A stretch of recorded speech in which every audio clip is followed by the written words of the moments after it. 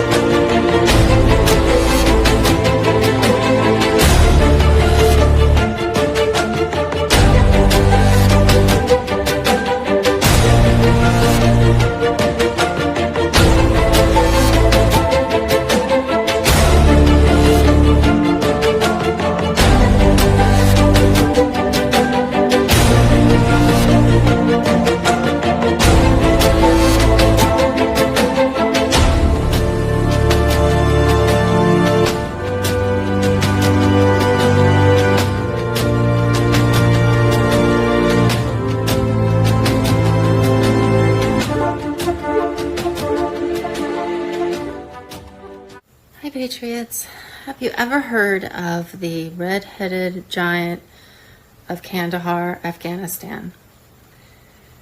This is quite a story of some military people who had come across a red-headed giant, probably, I don't know how many feet tall, 20 feet, 15, 20 feet tall, huge, in a cave in Afghanistan. And they, were involved in some shooting, and they eventually brought it down, and it was airlifted by a net and eventually ended up in Ohio at Wright-Patterson Air Force Base. But all of the military personnel involved in that incident had to sign these NDEs, these non-disclosure NDAs, non-disclosure agreements. They weren't allowed to talk about it. Now, there was one or two that did come out under anonymity, and they had their voice changed and did talk about what happened because they felt like people needed to know. But at the time, we just got kind of a snippet of what that was, but we had no context. We didn't understand what that was, where it came from. A lot of people were thinking Nephilim, from the Bible. So when I started listening to Gene Decode, I began to learn some of the back history of where these things came from, and kind of the history of the human race and mankind and the bloodlines of Cain and how all that kind of fits together. It's nice to have more of the pieces of the puzzle. You get a better picture of how things went down in our history, and why we are here now, and why we are at war with these not fully human mankind individuals. So what I'm going to do is play for you just some segments from Gene Decode talking about the Anunnaki, how they came to the Anunnaki was a race of beings on a planet just outside our solar system. And I'm not going to get into the specifics of that. There's a whole backstory there. But the Alpha Draco, those reptilian things, invaded this solar system and that one, and invaded their world and tried to enslave them. And I think they did enslave them. And they went in search of gold, because they have a lust for gold. And they came to Earth eventually after a couple of other planets. Humans were here already. We were very primitive, of course, but we were here. And what they did is they needed a slave race to mine the gold. And so they tried to use the humans, but the humans were not, they fought back. They wouldn't have it. I mean, humans have a natural lust for freedom. We know what freedom is. We know what our true purpose is, and it's not to be enslaved. So we fought and we won. And what happened was these beings, these Anunnakis, and there are pictures of these things throughout ancient history all over the place, and statues and stuff. Nobody really understood why, who are these things? Now we know. I mean, why would they make these statues of these things if they never existed, right? But what happened was they needed to make a slave race, so they began genetic engineering. These creatures were very smart, and they crossed Alpha Draconian, those reptile things. I think a Neanderthal or some form of Cro-Magnon or Neanderthal, and the Anunnaki to create what we call the bloodlines of Cain. And they had impregnated or taken the womb out of Eve and removed her entire genetic genome because there was something in there that kept them from doing what they were doing. So they had to remove the God gene from Eve in order to impregnate her with this Cain-ish creature. And hence started the bloodline of Cain and the families and so forth. So from there, Jean's going to start talking about that point where the Cain bloodline started and, why we are where we are today. What happened to these people? These children of Cain that were used as slaves to mine gold became extremely angry at the human race, the non-bred, non-hybridized regular humans that were regular to the earth. And so they learned from their masters how to take over and rule over the human race. And they did it in secret for all this time. And they stuck together. They kept their bloodlines pure. You can even tell they look different. I mean, they almost have some of them almost have a reptilian look to them, to be honest with you. But some of the characteristics are they have this lust for power and gold, and that was bred into them. So it's a fascinating story. And then we're going to end up with L.A. Marzulli has a video. I took some clips from that discussing where he interviews one of the military personnel that was involved in the battle at this cave. And that's a fascinating story. So believe it or not, I don't, it's all top secret. It's not something that you hear about in regular news. There's just lots of people that they've heard the legends and they've heard what people who were there have said. The word has gotten out. And, today, as we get closer and closer to the CME event, the event is supposed to coordinate, I think, with some sort of solar event. It's waking up these things in their stasis chambers that are, I think, mostly in caves in Afghanistan and the Himalayas and places like that. They're waking up. And I think 2 have already woken up. And Jean's going to talk about that. But I think that that's one thing we need to be aware of, is that these things are out there. And some of them might be Nephilim. I don't know. I mean, we don't have the complete picture. We don't have the full story. And I, myself, am still trying to piece together the history of what went on this planet. And, why are we at war with these things? And why are these creatures living in the earth? And so forth. So, again, I can't confirm any of this. All I can tell you is it's a great story. If you want to take it as that, that's fine. Or continue on the research of some of this stuff. But if you look back at old ancient temples and old ancient statues from Sumerian times and before, you're going to see, you're going to start to see the puzzle pieces fitting together, because all of the ancient pictures and hieroglyphics and statues from the ancient world do depict this story. So that's the amazing thing. So again, take it with a grain of salt, until the truth is revealed. We really don't know, but it's fun to try to piece it together. So here it is. I'm going to start off with Gene talking about the history going back about 500,000 years, and then I'll finish it up with some of the modern day stories that L.A. Marzulli was able to interview these military personnel that actually were involved in this firefight.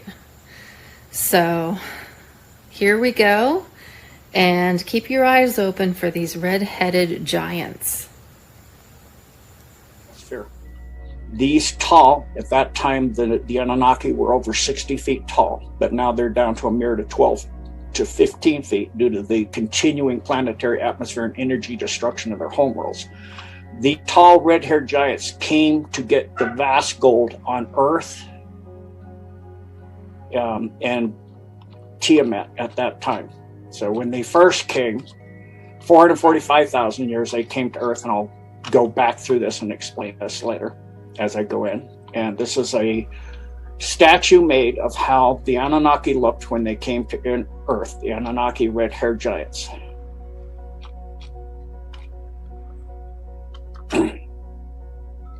Here's another rendition in stone of the red-haired giants, the Anunnaki.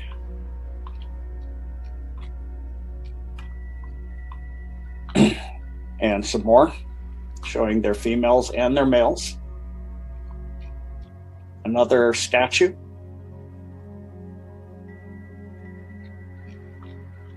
The Anunnaki had been taken over and used as a tool for their industrial capabilities by the Alpha Draco that uses them to this day as a tool for further conquests. After many thousands of years of war, the Anunnaki were conquered by the Alpha Draco and they became their rulers. The Alpha Draco initially hybridized, once it conquered them, the Anunnaki so that they could inhabit and possess the upper elite kingship of the Anunnaki, and thus through infiltration were finally able to defeat the Anunnaki and utterly enslave them. Thus, they rule the Anunnaki with absolute power, authority, and ruthlessness. Here's the hybridization.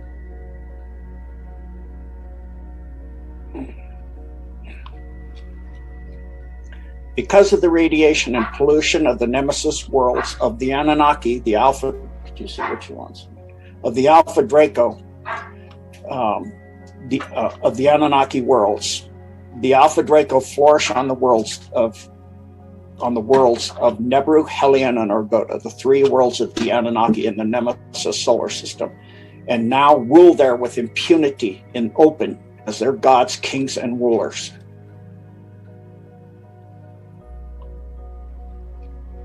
Draco Prime on the throne in Nebru. And as always, they're a death cult.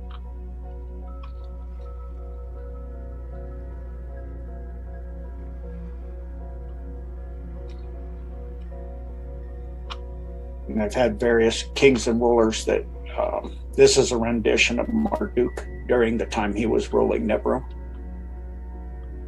before coming to Earth. Again, a death cult. In an effort to get out from under the oppressive yoke of the Alpha Draco, the Anunnaki came up with a brilliant plan to come to our solar system and mine the vast gold reserves on Tiamat, the primary home of the human race at that time, about 1 million years ago. They believed that getting the gold and making into Ormus, that they would be able to repair their genetic and atmospheric damage done to the Alpha Draco, and thus enable them to defeat and remove them from their solar system. So they had vast technology, and they came in ships to Tiamat and through gates.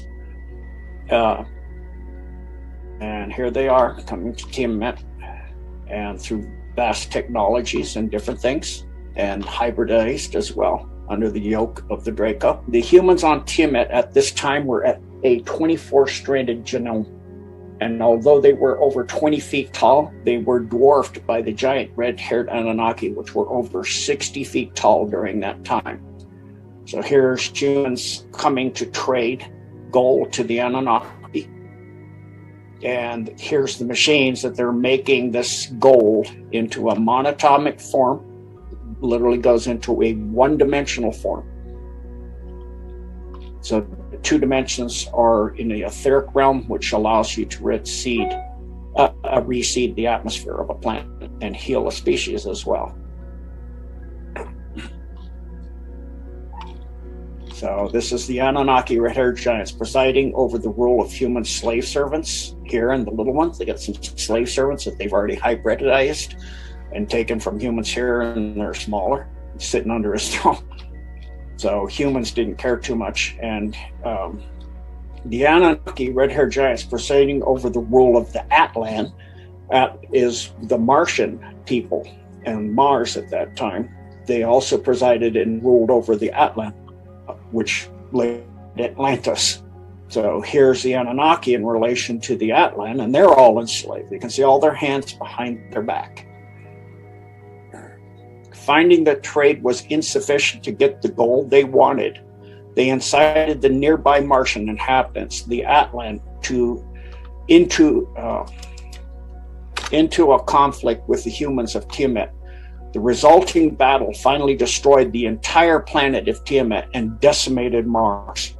This cataclysm that took place approximately 500,000 years ago completely restructured our solar system and the features of Eden Earth into what we recognize now. 4D, 5D Earth can be seen below from ISIS space station. Here's a picture from the ISIS space station of Aurora Median, in other words, 4D, 5D Earth, already in orbit, already formed by the changing density of our sun. So ISIS in orbit of 3D Earth showing 4D, 5D Earth, Aurora Median Earth, in orbit behind 3D Earth. Listen, the human race took refuge on another planet in the solar system. If you remember that diagram I showed you, Eden Earth. While the Atlans built a giant space ark, the moon, and brought it into orbit around Eden Earth 445,000 years ago. So that's when Atlantis first started. They came in 3 large ships that now are under the ice in Antarctica, by the way. Another reason they don't want us to know what's down there.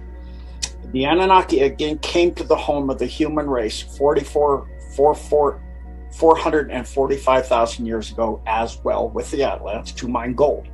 First posing as gods to the humans of Earth and became their kings and rulers. So another statue showing what they look like.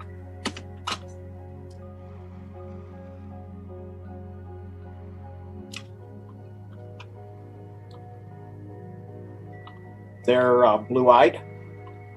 They have long beards, you can see, and they, braid their beards and their hair, mustaches, wear armor most of the time. Another statue.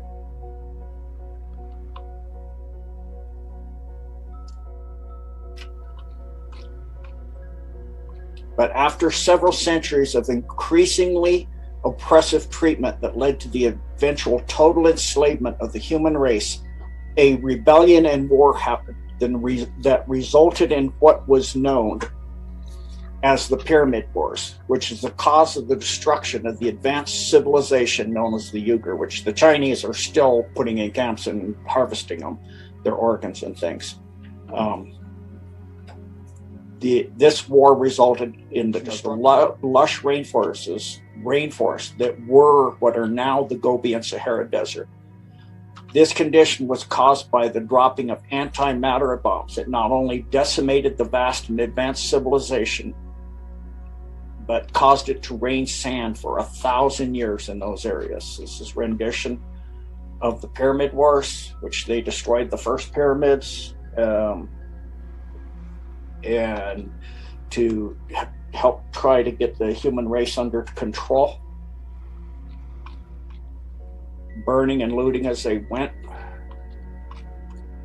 And this is actually a game that pretty much exactly shows how it looked with the Pyramid Wars. You had the vast flying machines that were actually pyramids like you see in Stargate and other type flying vessels, and you had demonics being involved as well, and necromancy and all kinds of things in their war against the humans, trying to destroy the human race.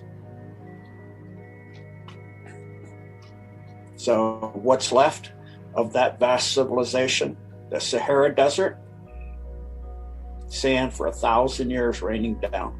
And the Gobi Desert, vast. You can see how vast this desert is. Here's where the Sahara Desert lies on Africa, over almost all of Egypt except the ocean part, half of Sudan, over half of Chad, almost all of Niger, almost all of Libya except the ocean part, most of Tunisia, most of Algeria, parts of Morocco, the Western Sahara, Mauritania, most of Mauritania, and the majority of Mali. And then the resulting Sahara Desert is there, as you see. And then the Gobi Desert is here.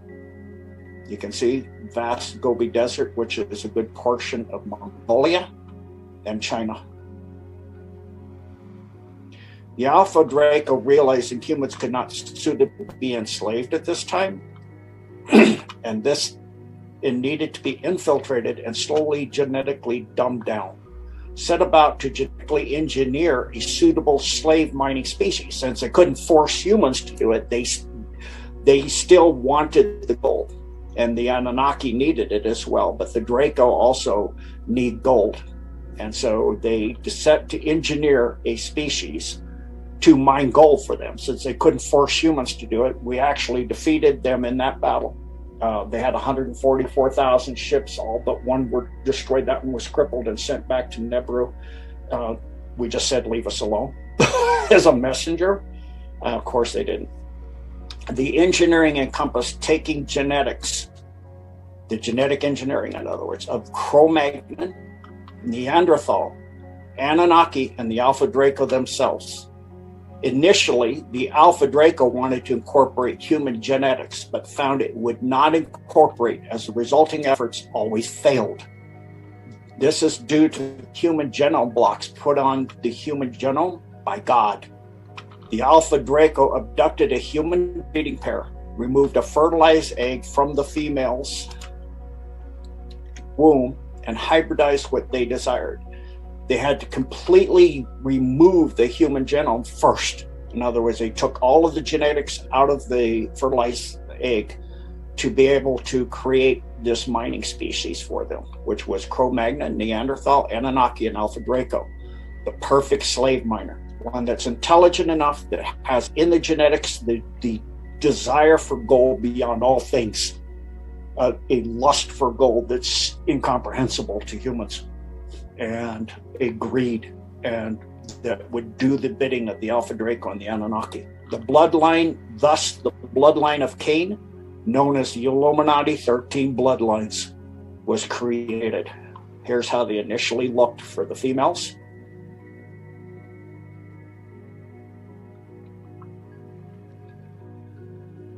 Those of royal blood, hybrids of the Anunnaki, Alpha Draconian, Cro-Magnon, and Neanderthal. So people, Zachary Sitchin says that they created humans. No, they created something, that God created humanity. This is what they created. We don't look like this. After gold was mined by the slaves, the bloodline of Cain, the Anunnaki, would beam up the gold, removed from under the earth by massive stone structures. So these are made out of dolomite, which is a very, very hard stone. And it has certain qualities that allow this stone to create a microwave chamber. And so if you look at the internals of a microwave, it looks exactly like this little flower pattern. This massive structures created opposing microwaves that creates a field that a scalar field, and I'll go into that. So these stars interdimensionally shift the Gopher beam up to massive ships that would then take it to the then nearby Nemesis star system, the Anunnaki worlds. So they built literally tens of thousands of these all over Africa. If you go into the work of Michael Tellinger, he shows the estimates is well over 100,000 of these structures all over Africa. And after thousands of years of being ruthlessly enslaved by their masters, the Alpha Draco and the Anunnaki, the Illuminati bloodlines of Cain learned the ways of their ruthless masters. They were able to infiltrate the human race and subtly take over all areas of human civilization and essentially rule the planet until now.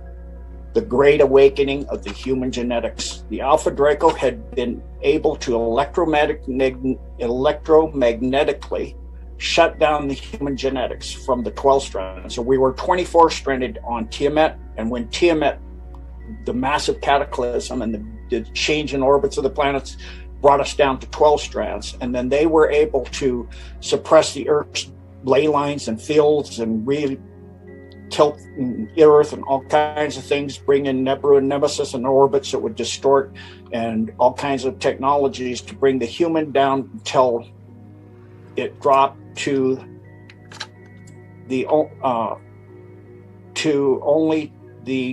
two strands that we had up until the late 50s, thus allowing them to give humans their mindset, that of power, greed, selfishness, and service to self, in a hierarchical power system with Satan, their ruler and sovereign, at the top. The Illuminati 13 bloodlines began to hate humanity and blaming them for their enslavement and horrific treatment, both by the Draco, the Alpha Draco, and the Anunnaki. This vast hatred was due to their being forced to mine gold for tens of thousands of years all over Africa, because they couldn't force us to do it. So they made them to do it, and they blamed that on us because we couldn't be forced. Through thousands of years of enslavement by the Anunnaki and the Alpha Draco, the bloodlines of Cain learned the ways of their masters: enslavement, infiltration, and absolute control and total rule of the human race, which they felt was the reason for their enslavement. They completely learned to emulate their false gods of the Anunnaki and the Draco, in other words. And this included the worship of their false god, Satan, and all that entails. Adrenochrome, etc. Child sacrifice, all of it, even your own children. However, now this subtle and hidden mind control enslavement is being thrown off by the human race through the Great Awakening. This is due to the orbit of the Milky Way around its galactic core, which has at its central sun Alcyon. Alcyon is a infrared giant star, and it's trapped inside a black hole. As in all fallen galaxies, the stars at the center are trapped inside black holes. The energy of the central sun is forced to come out of the polar vortexes of the black hole and then spreads out of the Milky Way in a vast photon ring in the primary wavelength of that central star, infrared. That all star systems in the galaxy thus pass through every half rotation. This energy causes the suns of those systems to increase energy and density, and they then in turn send this to all their planets and the life on them. The Illuminati have named this photon belt the Masonic ring.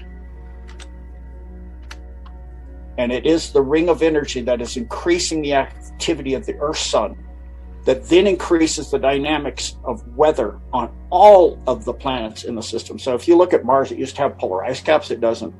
There's a storm on Mars, a hurricane that's been there for a decade that's the size of Texas. The red spot has grown on Jupiter. The blue spot on Neptune has grown. So it's not having the global climate change. It's not having to do with us. It's having to do with what I just forescribed to. Thus, unless the orbit of the star systems of the Milky Way is stopped, nothing can stop what's coming, the Great Awakening. So here's a rendition of how a star in a black hole radiates these vast beams of energy that then spread out across the solar system.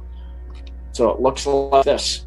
Sorry, it's a little blurry here, but here's our solar system getting ready to go through, counterclockwise rotating again, going in, and this is 3 days thick for the main part of the belt, but it does diffuse out, so we're already catching the energy. 1/2 rotation of the Milky Way is 125 million years. And they've actually, and here's Alcyon in the center, and they've actually already looked at Alpha Centauri, which has already passed through this, and they saw the effects of it on Alpha Centauri in the space programs. The Anunnaki have vast knowledge of the Milky Way as the servants in the war weapon of the Alpha Draco. So, of course they would, because they're part of the war weapon to go over the Milky Way by the Alpha Draco, like the Nazis do, are now as well. So they have gone into stasis chambers to re-emerge the Anunnaki after the shift to fourth density, that passage through the photon belt causes. So there's one of the Anunnaki in the stasis chamber, waiting for the shift to finish.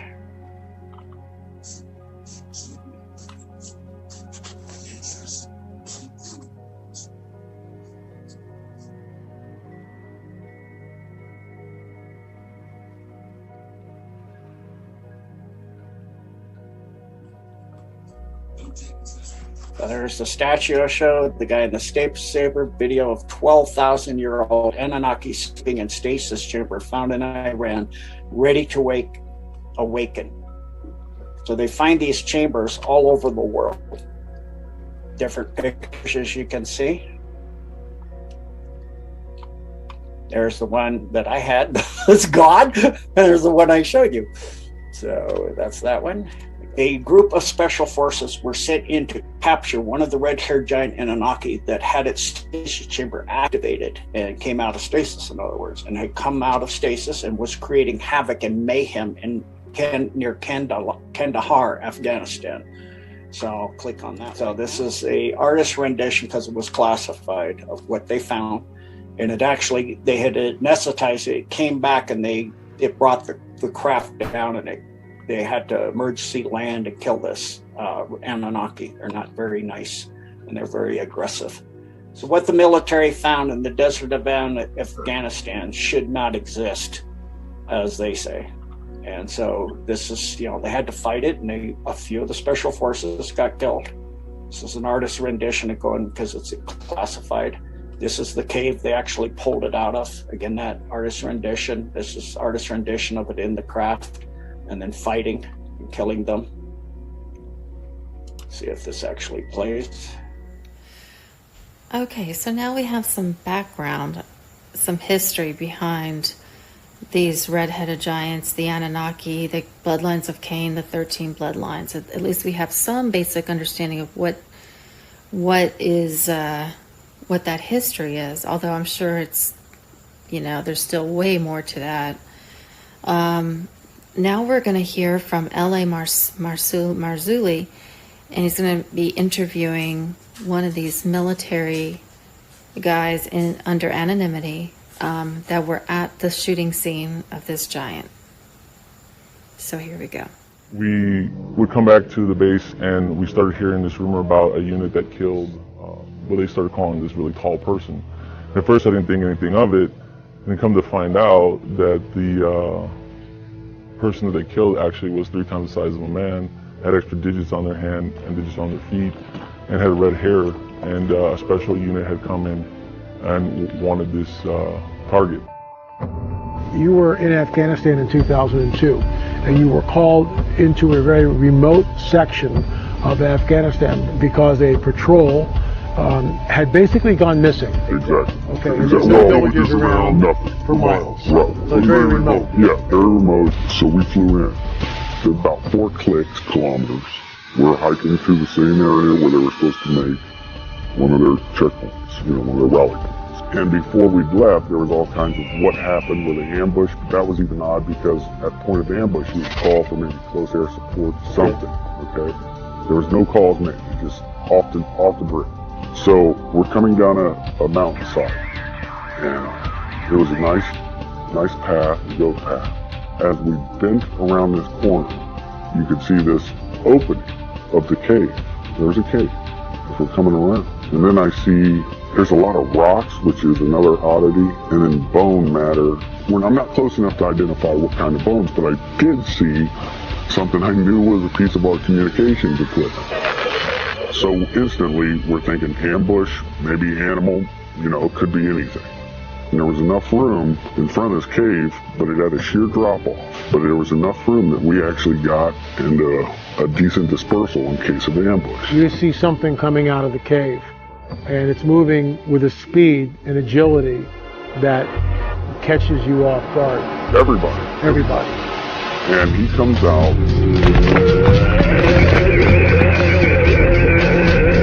It was a man at least 12 to 15 feet in height. This is a monster. Red beard, then his hair was longish, past the shoulder, a scarlet red, and Dan runs at him and starts shooting, which broke all of us into the reality. As it was So surreal. now your training is kicking in. Oh yeah, Okay. muscle memory, complete muscle memory.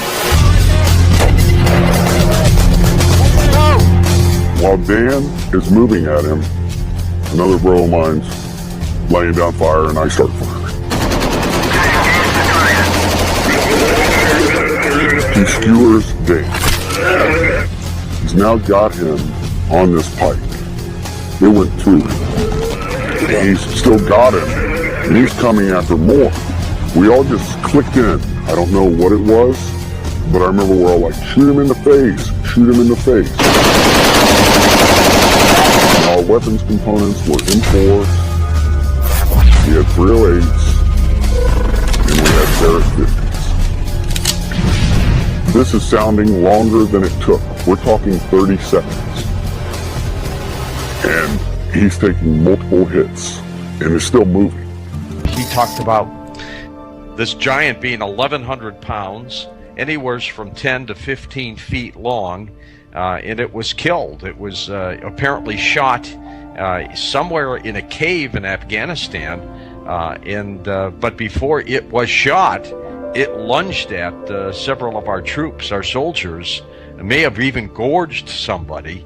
It was just a bizarre story, and it just sounds like the Nephilim from the Bible. And you have to assume that the giant is not alone, that the giant is not the only being living on this planet. There's got to be a whole school of them somewhere.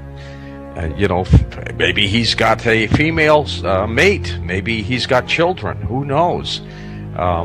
Unfortunate that he had to attack our soldiers rather than be somewhat peaceful, but I guess that comes with the territory. Dan was dead. Okay, and Wyatt is a good man, probably one of the best men I know, now dead. Before I'd left, they were already starting what they call a 9-line, which is a medevac request. They're sending out a medevac request, then all of a sudden it's not a medevac request. All of a sudden we had a helicopter show up because, like I told you, it was a large precipice and a sheer drop. So the helicopter just came up from the drop. They had dropped netting, which is like cargo netting. It's like squares. We were told we had to bundle him up. And we get another bigger helicopter, but it's almost like a Jolly Green Giant used to look back in the day that could get, through this area. Because the mountains, you gotta remember, Chinooks could only go in certain places because they had enough lift. Mm-hmm. And so we got him on there. The thing was too big. We couldn't move it. It smelled worse than a skunk. A corpse that's been around for a while. Really fell. Oh, it was like a combination because of the, how do you put that, the persistence of a skunk smell. But once the helicopter came in, dropped its little hook, and off he goes. The communication was sent out that we had a very large possible human creature. There you are in the hills of Afghanistan, How many troop members are you with? We had 6 on my crew. And when you say hills of Afghanistan, for us, we did not fly into the wilderness. We actually flew into a base. I guess this thing was transloaded out of the mountains by a CH-47. What I could see that it did have the 6 fingers. I remember taking my foot up and placing it up next to its foot, and it was extremely large. We estimated at about 12 feet, give or take. What I can tell you is the weight of the thing. Basically, it was approximately 1,500 pounds when it was getting on the aircraft. Now, if you take away the pallet weight and all the rigging that we had to hold this thing down, we figured it was around 1,100 pounds. Of course we're upset. That's a given, okay? We lost a very good guy. But add to that, you're discussing something that even in our after-action report, they're saying rewrite it. And we had to rewrite it the way they wanted. How many fingers? 6 toes. Six toes. And the nails were weird because if you see somebody that ever has, I don't know what it's called, but it's Like a fungus on the nails, how they get pointy and they're like gnarly. That's what they look like. As we showed you in the clip, the radio operator checked in and gave the report, and the unit was told to stand by as Central Command was about to dispatch 2 helicopters to them. They were told that the Giant would be loaded on one of the choppers, and then they would follow in the other chopper for debriefing. The shooter told us that when the chopper landed, they loaded the Giant into a very large cargo net. The first chopper towing a Giant left, and then they boarded the second helicopter and followed. When they returned to their base in the Kandahar province in Afghanistan, they were debriefed and told to keep all of this under wraps. They were forced to sign a non-disclosure agreement, which essentially would prohibit them from talking about this to anyone. It is with great reluctance on the shooter's part that he has come forward. He believes that people have the right to know what is going on this planet, that the supernatural is real, and that the startling and unsettling fact that a remnant of a legendary Nephilim are still on the earth may be true. While the shooter's story is certainly fantastic, it does corroborate Stephen Quayle's account that he published years before. And people have a right to know about this stuff. I mean, if there are 15-footers or 18-footers roaming the planet and our military has brought them down, I mean, we have a right as American citizens. I mean, this isn't classified military stuff. This is something that we need to know, and it points back to the biblical prophetic narrative. What are your thoughts on that? I think here's my personal opinion. My personal opinion is if it points that the Bible is accurate, they don't want it. If it goes against Darwinian evolution, it's not to be spoken of. So you're out in the boonies running around looking for high-value targets? Correct. Okay. And we're doing those operations, and as we're getting into firefights, we're getting into different scrimmages, you want to put it that way, we would come back to the base and we started hearing this rumor about a unit that killed this, what they started calling this really tall person. At first I didn't think anything of it, and then come to find out that the person that they killed actually was 3 times the size of a man, had extra digits on their hand and digits on their feet, and had red hair, and a special unit had come in and wanted this target. Well, we'd heard that they had killed this thing inside a cave, or the mouth of a cave, and it was common knowledge among the military to hear this. Now when you say common knowledge, what do you mean? I mean, how does that work? Years later, to come to find out, when I had returned from Afghanistan and had met other military members that had not been there in the operations with me, if you would bring up the Giant of Kandahar, they knew about it. When you first hear it, you're thinking like, this has got to be a joke, this has got to be a hoax. But then after things go down a certain way and you keep hearing it, you start to realize it's not a joke. They kept telling us to keep our weapons high, which means normally it's 2 to the chest, 1 to the head, but they kept telling us to put it towards a man's head and put it higher. So we would question, why do they want us to shoot higher than a man's head? That's bizarre. It is. Our contact said 2002 is when they shot this 15-footer or taller, and you're now in this, you know, in the service around 2005. This word has gotten out, and what I find interesting here too is that if you're going to create a hoax, I get that, but you got details: 6 fingers, red hair, double rows of teeth, 6 digits on the toes. And of course, that brings it right back into what we hear about in the biblical prophetic narrative, specifically the Nephilim. Your thoughts? I agree.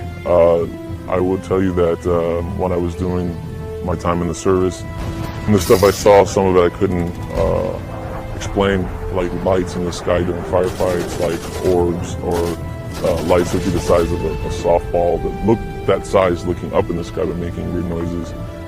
And even going to Iraq myself and being near Haditha Dam and seeing the prisoners underneath the dam, and the prisoners would scream and there'd be this awful feeling underneath the dam, and then later finding out in the Bible that an angel's locked underneath there where it talks about. And this Haditha Dam is the Euphrates. Is Euphrates, and there's correct. an angel supposedly locked underneath the Euphrates, Correct. which is released in the book of Revelation. Correct.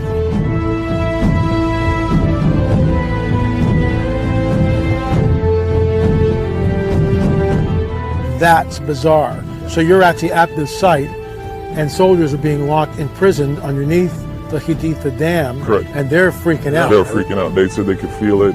In fact, the people who would guard them they would draw straws to see who would actually take them. No one wanted to go down. Nobody wants to go down. Going back to Afghanistan, we would hear these things. We would hear the locals talk about rumors of these giants. What would the locals say? How would they talk about it? They say that they lived in the caves and they would eat people, and They were cannibal. So, are these giants real? Well, we've seen some video footage. We've heard some testimony. So, there is a chance that there are these beings that are giants and they're in stasis. There is a chance. I mean, we've already heard and seen so much that's unbelievable. At this point, anything's possible, I guess. So, hopefully in the near future, we'll learn about more of the true history of this planet and, what these creatures are, what's living underground. But until then, I would stay out of those caves in the Himalayas and Afghanistan and places like that. I wouldn't want to come across a red-headed giant that is a cannibal myself. And the cannibal part, boy, that explains a lot about these Anunnaki bloodline, 13 family bloodlines, and, how they have a lust for blood and gold and that they're cannibals. Well, that explains a lot if they're like this giant. So, thanks for listening, and I'll see you on the next video.